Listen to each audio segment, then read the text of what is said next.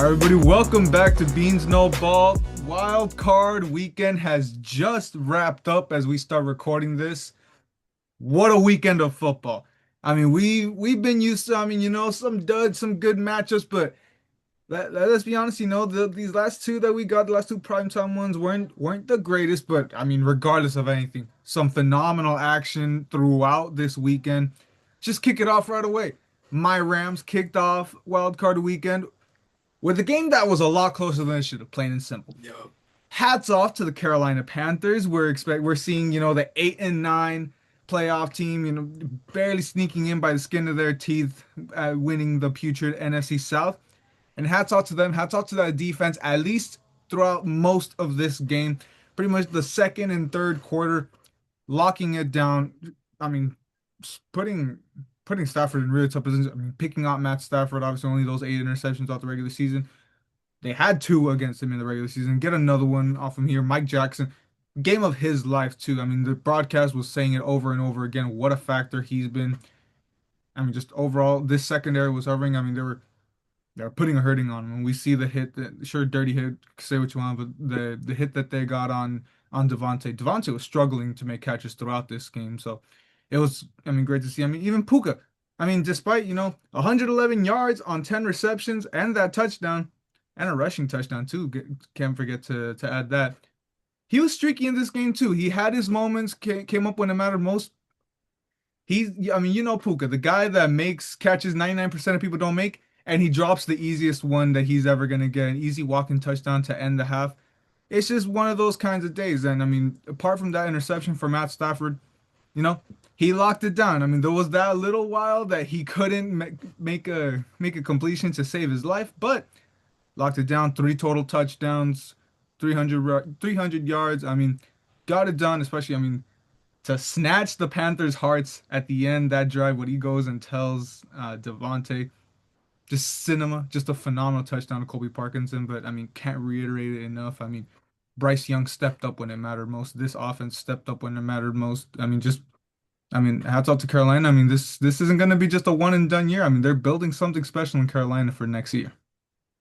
Yeah, I mean, they really did put up a fight, an A9 team coming to this. And I mean, that final drive, I mean, it came down to the fourth down with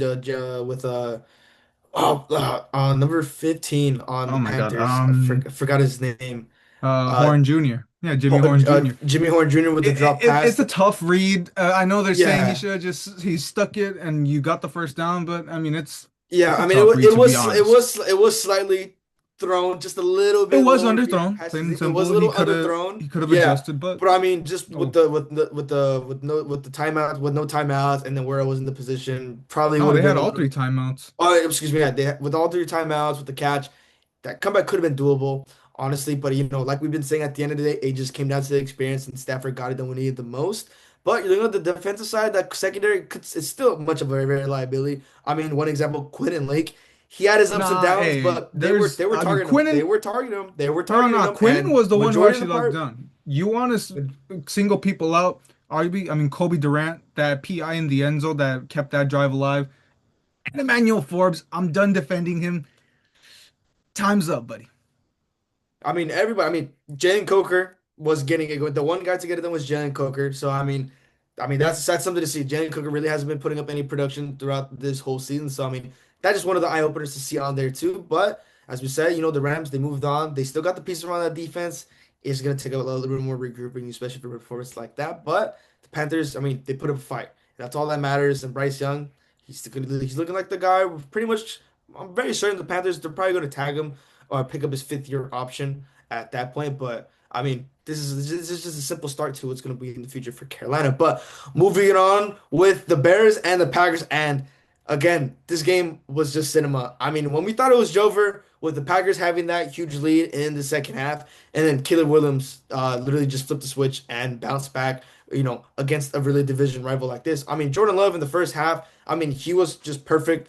I mean, the defense, again, perfect as well, locking down Caleb Williams. I mean, story of this game for the Bears and throughout the whole game early on was, the fourth downs. I love Ben Johnson with him going aggressive, but for I believe only converting one fourth down and then the rest were like a couple field attempts throughout in the first half. I mean, that was just something you did not want to see missing on points like that. And the Packers just retaliating and capitalizing off of that. And you have the huge lead.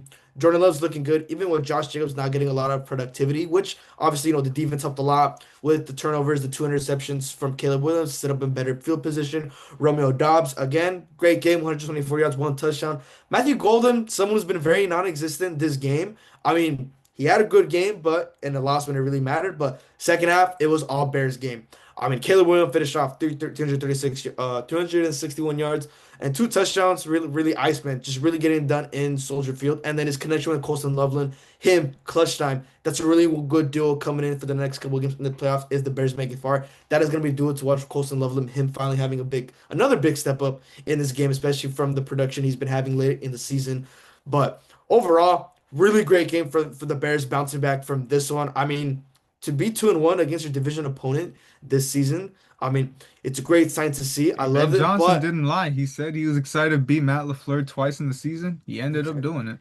And we saw it. He said, "F the Packers." I mean, this is the hatred. This is the rivalry we want to see. And now we're probably gonna look away from the Packers beating on the Bears now. This is gonna look like a really great rivalry. I mean, this is gonna be one of the next rivalries in the next coming years where it's like you really don't know who to pick, who's gonna win this game. It's gonna be very neck to neck. And Caleb Williams, really great, really huge bounce back from his rookie year. And like I said, this rivalry is gonna be great for the next years to come.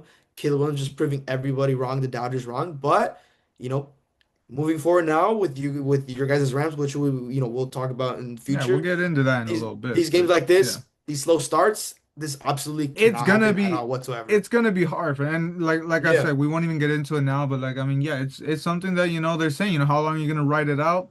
I mean, Ben Johnson's saying, it's been working. Let's see how long that lasts. But I mean, Yeah, and then I one mean, quick you thing, look at obviously, yep, obviously the trajectory could have changed. Have Brandon McManus made that PAT, we I would mean, have the went into PAT, overtime. the Yeah, field goal before half, and then of course yeah, you could have been in a position to get him in the field goal range here. And honestly, exactly. that last play, even with the fumble, was pretty close, Hmm. and you almost got that play off. But Yeah, a I lot of mean, just ifs, a lot of overall, buts. just specifically, I mean, I gotta touch on too. I mean, the incredible 4th and 8 play when it was still Mhm. 21 to 16 or 20, yeah, when it was still 24 to 16. And the Bears get into that 4th and 8, and what a dime. No feet on the ground to Romo Dunze with the season on the line. That's the kind of plays that, you're winning playoff games with that kind of stuff. And just real quick on the Packers side.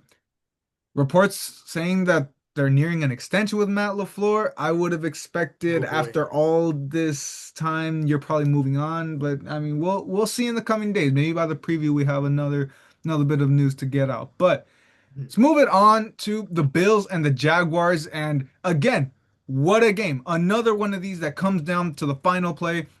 I mean, this one was just back and forth, back and forth. You see, I mean, we're talking about those screenshots of the way this game was changing just from every score. But I mean, first off, first and foremost, the end to the first half. I mean, the play where you end up getting the Jaguars oh so close. I mean, Cam Little can hit from 80, and you get a penalty that gets him just close into the. I mean. I mean, what was the range? Like 50 or something like that, 54 yarder, and you end up missing it after you make damn near 70. I mean, stuff you don't expect to end up happening, but I mean, just overall, I mean, you really gotta your hats off to the Jaguars. I mean, 13-4 on this season, 8 wins in a row to close the regular season.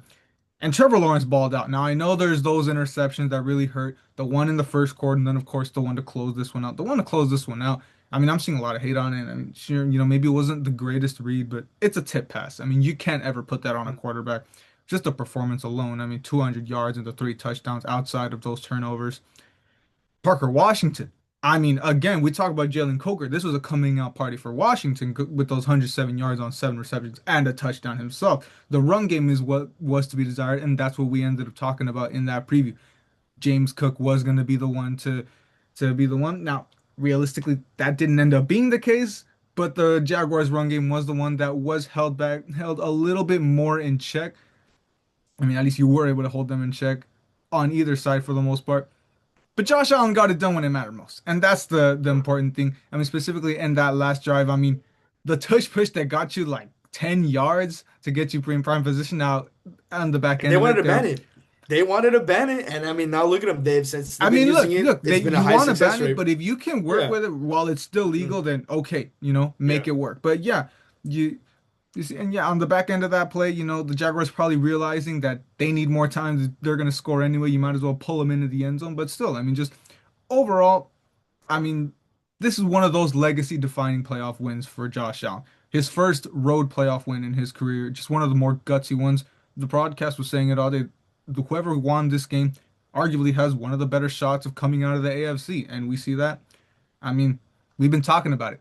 No Mahomes, no Allen, no Burrow. This is Josh Allen's moment, and he's making it count so far.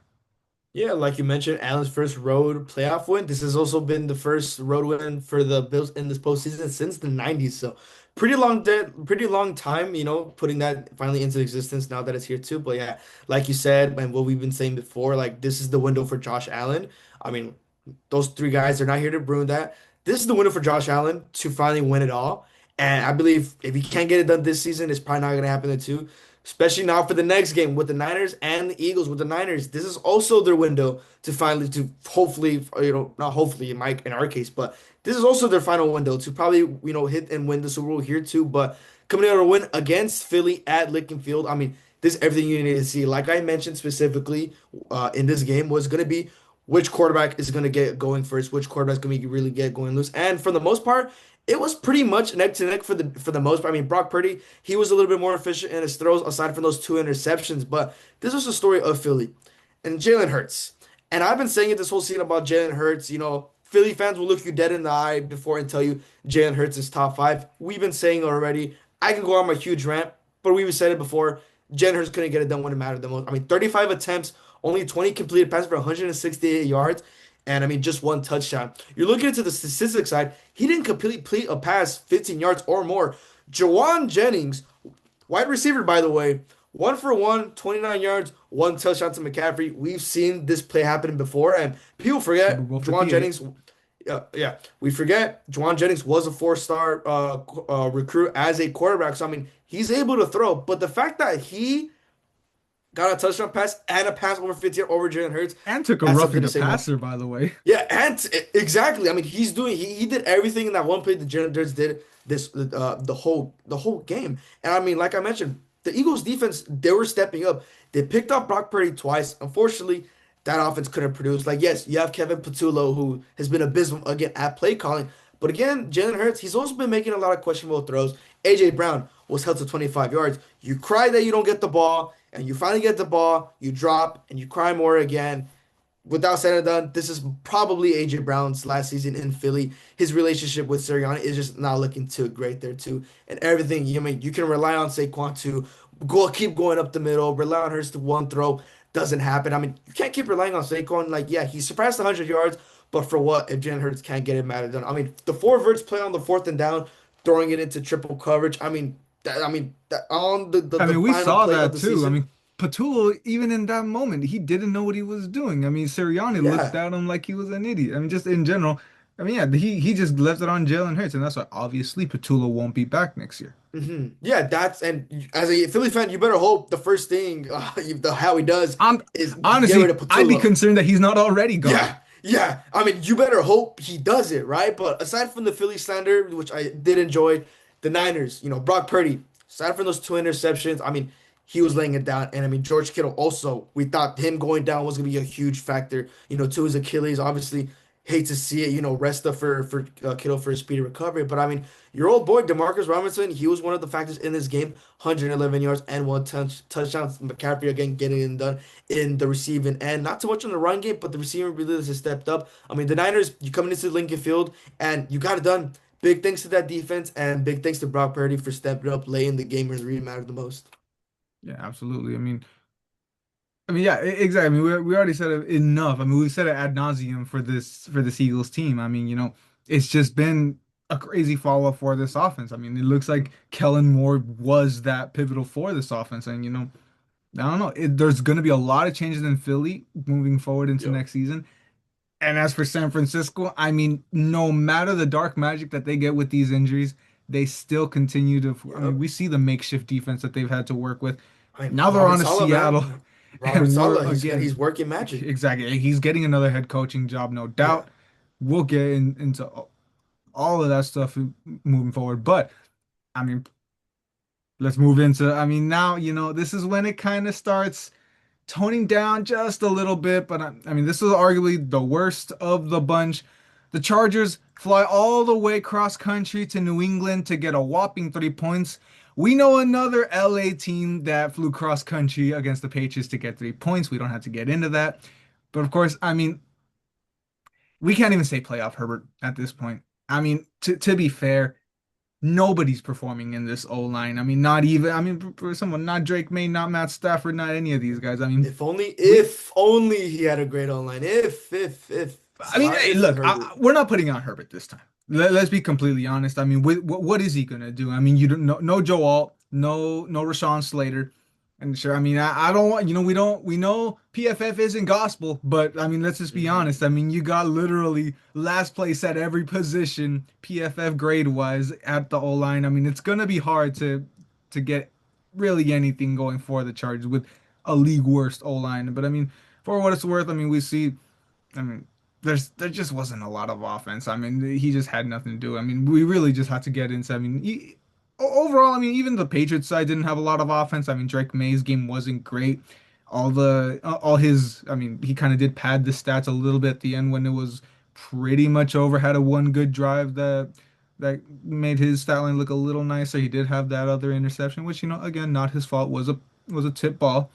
Both quarterbacks led the rushing attack. That shows how wonky this offense was. And for the on the Chargers side, Noel Marion Hampton, after going back out with just that after that one play in the game, going to Kaimi Vidal, it was just a rough day for the offenses, plain and simple. And it just goes to show more how on the Patriots side. And I know we talk about that whole line, but I mean, this Patriots defense definitely is a scary one to keep an eye out for. And they're going against another great defense that we'll talk into in a little bit. So that's just another great matchup that you really got to look into. Yeah, I mean, like we mentioned from the Chargers, I mean, can't expect much from the Chargers in the playoffs. I mean, obviously for us, this was a no-brainer. And as for Justin Herbert, it's really unfortunate. Still yet to have a playoff win. I mean, who knows down the line what's going to happen, but I mean, just a lot of unfortunate stuff between that Chargers team. But I And mean, it the could also, Patriots, without no, mentioning, I mean, with this Patriots defense, I mean, Gonzo going down with that concussion in yeah. concussion protocol. So that's another thing, he is Mhm. one of those anchors in that secondary. Huge to see going into the divisional round. Yeah, so that's going to be day-to-day step with that. But I mean, looking into the patches for the Patriots, that could be one of the benefactors coming into this. Probably them going to have to step up just a little bit, depending if Gonzo is going to be out. Because I mean, we saying one player is very pivotal, in whatever side of the ball. One player can really make a huge difference. But now closing it out with the final game of Super Wild Card Weekend with the Tex and the Steelers, and I guess you could say, like we said, something that we expected. Early this in the first half. We expected it to be a really huge defensive battle. I mean, both offenses just weren't getting it going. CJ Stroud wasn't hitting his passes. Same with Rodgers. A lot of wide open throws he missed. DK with some drop passes. I mean, 2 catches, 42 yards. That's about it. I mean, you finally get DK back. You expect him to get him a little bit more involved, especially for his 2 game suspension, which was really pivotal in the last couple of games. But coming to this, I mean, just 2 catches. A-Rod not having a great game. I mean, 146 yards and an interception, and I believe the fumbles as well. For him as well, that was also really, really horrible. Yeah, with the two fumbles, one of them being lost, and then just the defensive scheme from the Texans. The pass rush, the secondary. Every single guy you see on that Texans defense is a no name, and just crazy to see that the scheme they're running. I mean, it was just clinic towards the second half because it was a 7-6 at halftime coming into this game. So a very close defensive battle. But I mean, like we said, CJ Stroud, he flipped the switch, and that's still gonna be the main factor for this offense for the Texans. I mean, sure, yeah, CJ Stroud, he bounced back in the second half, finishing with 250 yards, 1 touchdown, and then obviously that interception, 21 completed passes off 32 attempts. But I mean, still, this late in the game, CJ Stroud, I mean, he's gonna have to be consistent from start to finish. You cannot keep relying on the defense. Like, yes, the Texans defense, it's great. Sure, you can rely on them because they can get stops. You're looking on the offensive side, Woody Marks, he's marking his territory. 112 yards on the ground and 1 touchdown to really boost up that offense. And we talked about Gonzo and concussion protocol. Nico Collins also went down with a concussion, so that's gonna be really, really pivotal. Those two guys, the Gonzo Collins matchup would have been one to see coming into this game for the Patriots and the Texans that we'll get into right now. But as of right now, you needed a guy on the receiving end to step up. Christian Kirk was that guy, 144 yards and 1 touchdown. Nico went down, no problem for Christian Kirk. He stepped up because this team really needed something on offense alongside with Woody Marks. But obviously, the Texans defense pivotal. CJ Stroud, once again, that's going to be the question to rise for the Texans offense is CJ Stroud's productivity more moving forward. As for the Steelers, I think this is probably most likely not. I won't say most likely because who knows, but we're probably gonna we witness Rodgers' potential last game of his career. And to go out like this, I mean, it's really unfortunate for a legend like Rodgers. We had the experience in the playoffs, but the Steelers um, losses in the playoffs continues. Last time the Steelers got a playoff in was 2016. You know what happened in 2016? Dak and Zeke were still rookies on the Cowboys. Jay Ajayi was still on the Dolphins. Matt Ryan won MVP same year as 28 to 3. I can keep going on what happened in 2016, but that's been that long. We were sixth graders the last time Steelers got a playoff win. Yeah, exactly. Not much more to say. And it's like, are you really gonna live in this perpetual mediocrity? Yeah. I know. Oh, he's never had a losing season. I mean, you gotta rip the Band-Aid off. I mean, as much as you're already saying, Rodgers, this was Yeah. probably his last game. Let's let's just end the Mike Tomlin era at that point too. I mean, just plain and simple. It's been enough. I know there's been. I mean, Mhm. there's that. He's getting to the playoffs, but that's 7 consecutive playoff losses.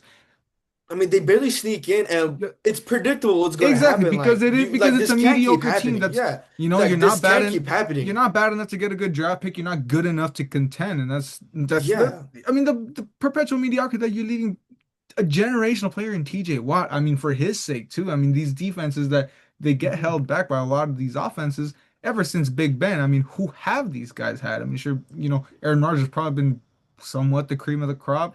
You look back, I mean, it's a 42-year-old way past his prime, Aaron Rodgers. Yeah. But I mean, yeah, that's that a lot of this can honestly go into like a bunch of off-season content. But yeah, it's just yeah, I mean, you gotta get rid of Tomlin, plain and simple. Yeah. And it's tough to say, but yeah, but that Like that they're pretty just they're much just wraps there. this They're up. just there in the playoffs every year. Like they're literally Exactly. just there. They're literally just there. And then we know what's gonna happen. Like it's predictable with the Steelers. That's been happening for the past Exactly. couple of years. Aside from the one year that you start 11-0, but then turn into one of the biggest frauds in the league. But yeah, I Exactly. mean, just yeah, not much more to say there. That pretty much wraps up the wild card analysis.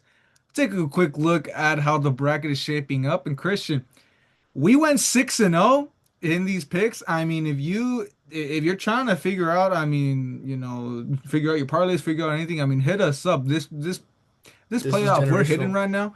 I mean, let's see. We still got it exactly the same just going Mhm. into next week. So, I I mean, mean, it's really gonna come down. It's really gonna come down to the conference championship if this hits once yeah, again. no, yeah. And If that's we when the if yeah. we go into it, we're at least gonna have one game that one of our brackets, 2 games Yep. away, will still be perfect. So Yep. let's ride this out and see. I mean, got a lot of phenomenal matchups to look into that divisional round. Sucks to see my Rams have to wait all the way until For a the late loss. Sunday game that I'm gonna have to go all three games prior. Just my stomach in knots going into the last one, but oh well. Going into Soldier Field and rip the hearts out of Chicago once again. But yeah, just throughout all this, I mean, I don't know. You got one that you're really looking into? I think the most obvious one here is gonna be the NFC West matchup between the Niners and the Seahawks and Texans Patriots. Those are my two games I'm really looking to this. NFC West rematch again. We're seeing another division team Yeah, making it back-to-back in for the games for the third time. Seahawks against the Exactly. Niners. And then Texans Patriots, two defenses really gonna go at it I in mean, this one once the again. best defense in the league against Yes. an MVP contender. So, I mean, Yeah. what more can you want? Exactly. I'm really looking at these two games specific. I mean, Bills Brown. Look, all these games are No, great. that's what I Bills was, and Broncos. that's what we were talking Bills. about before Yeah. recording. each and every one of these matchups is great. I mean, to see Josh Allen going against this Broncos Yeah. defense and see Like if Bo there Nix can hasn't contend in the playoffs. there hasn't been a game so far that's just like, this game's gonna be whatever. Even like Texans Steelers was still pretty entertaining. And now looking at this division round, it's the same thing. Like every single game, it's just great. There's no just and no what's like we have at least one game each year. Everything's cooking up Yeah. and everything. Those storylines are literally going forward. I mean, Bills, Broncos, Josh Allen, the window for him to win it all. The Broncos, Bo Nix, can they find shutout the haters once again from I guess the Cinderella magic they've been cooking up all season, being down, still managing to win. Niners Seahawks, like I mentioned, another NFC West matchup. Yeah, but of Great, course. the number one defense, and I mean I could keep going on, but Nah, like we that's the said, thing. a Yeah, and lot of pivot, we can go everything. on, but no need to right now because we still Yeah. got a preview episode that we get really gonna dive into all the storylines and all everything that goes into all these matchups as we get into the divisional round weekend. Mhm. But like I said, that's just gonna wrap this one up. Thank you guys for tuning in. Another phenomenal wild card round. Be sure to tune back in, like I'm saying. You're getting a little taste of it now. Get the full analysis, full everything, and all the storylines into our divisional No round expect. preview. Want to see if we can get that off Friday morning. No promises. We'll try to think about that.